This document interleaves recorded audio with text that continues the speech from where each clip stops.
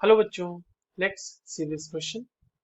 Statement दिए हुए हैं यहाँ पे। स्टेटमेंट पहला कह रहा है कि aryl halides are more reactive than alkyl halide towards nucleophilic substitution reaction.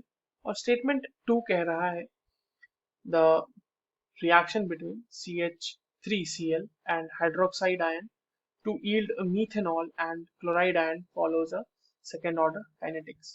Options are both statements are correct. Statement 2, option 2 is both statement 1 and 2 are incorrect. Option third, statement 1 is correct, statement 2 is incorrect. And option fourth says statement 1 is incorrect and statement 2 is correct. चलिए इस question को solve करते हैं बच्चों। सबसे पहले ये देखते हैं कि हमें इस क्वेश्चन को सॉल्व करने के लिए कौन से की कॉन्सेप्ट की जरूरत होने वाली है। देखिए, ये जो हमारे पास सवाल है ये बेसिकली रिएक्टिविटी का सवाल है। Reactivity of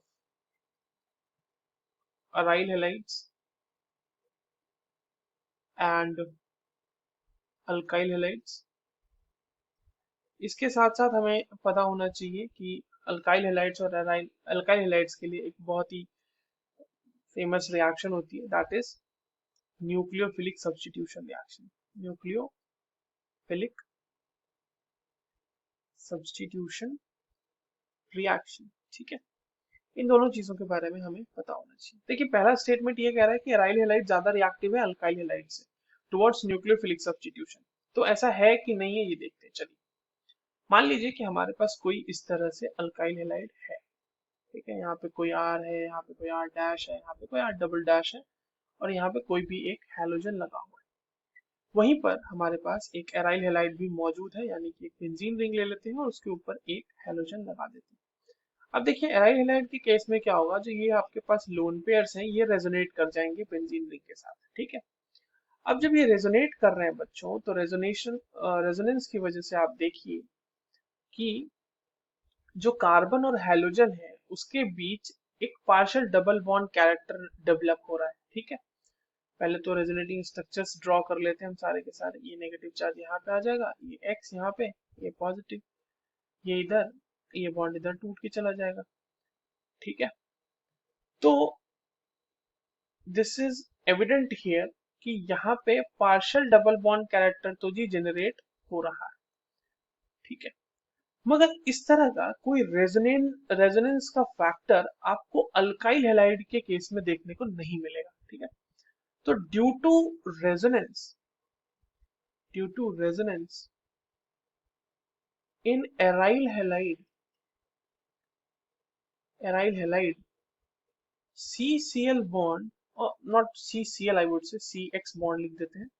CX bond gains some double bond character, ठीक है।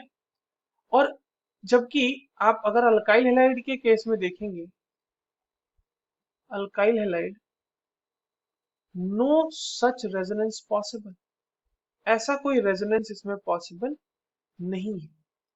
अब हमें एक बात समझनी है कि न्यूक्लियोफाइल अगर अटैक करेगा तो वो किसको आसानी से रिप्लेस कर सकता है। ऑब्वियस सी बात है ना, जहाँ पे प्रॉपरली सिंगल बॉन्ड कैरेक्टर हो, किसी तरह का कोई डबल बॉन्ड कैरेक्टर ना आए, तो उसमें मेहनत कम करनी पड़ेगी। तो aryl halide nucleophilic substitution reactions में अल्काइल हैलाइड से कम रिएक्टिव होते हैं, ज्यादा नहीं। एक और फैक्टर होता है कि अगर मान लीजिए हमें कार्बोकेटाइन जनरेट करना है, ये तो ठीक है SN2 मैकेनिज्म के तरह से हमने समझ लिया।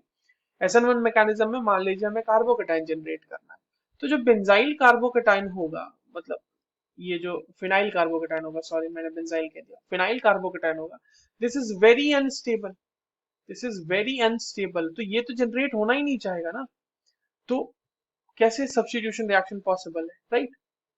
तो इसलिए हमारी जो पहली स्टेटमेंट है वो गलत है। दूसरा स्टेटमेंट कह रहा है the reaction between CH3Cl hydroxide ion yields to methanol. ये बिल्कुल सही बात है। देखिए, हमारे पास सिंपली CH3Cl है, इसका रिएक्शन OH के साथ अगर हम कराएंगे तो OH जो है बच्चों ये डायरेक्टली इसको बैक साइड अटैक करेगा, यहाँ पे इस तरह से यहाँ पे अटैक करेगा, ये Cl निकल जाएगा और ये बन जाएगा आपका CH3OH। और दिस इज मिथेनॉल, और क्योंकि ये एक ऑब्वियसली मिथेनॉल है, मिथाइल क्लोराइड जो होता है वो SN2 मैकेनिज्म फॉलो करता है, SN2 मैकेनिज्म फॉलो करता है। और अगर SN2 मैकेनिज्म है, इसका मतलब इस रिएक्शन के लिए जो रेट होगा that will be depending upon both the concentration, मतलब अल्काइल हैलाइड के कंसेंट्रेशन पे भी और न्यूक्लियोफाइल के कंसेंट्रेशन पे भी। So we can clearly say this is a second order kinetics. It follows second order kinetics क्योंकि यहाँ पर भी ऑर्डर 1 है, यहाँ पे भी इसके रिस्पेक्ट में ऑर्डर 1 है and overall sum will be 2, right. तो इसका मतलब है स्टेटमेंट 2 तो हमारा सही है। सो स्टेटमेंट 1 गलत है, स्टेटमेंट 2 सही है, so the correct option will be option 4। I hope you understood this well. All the very best.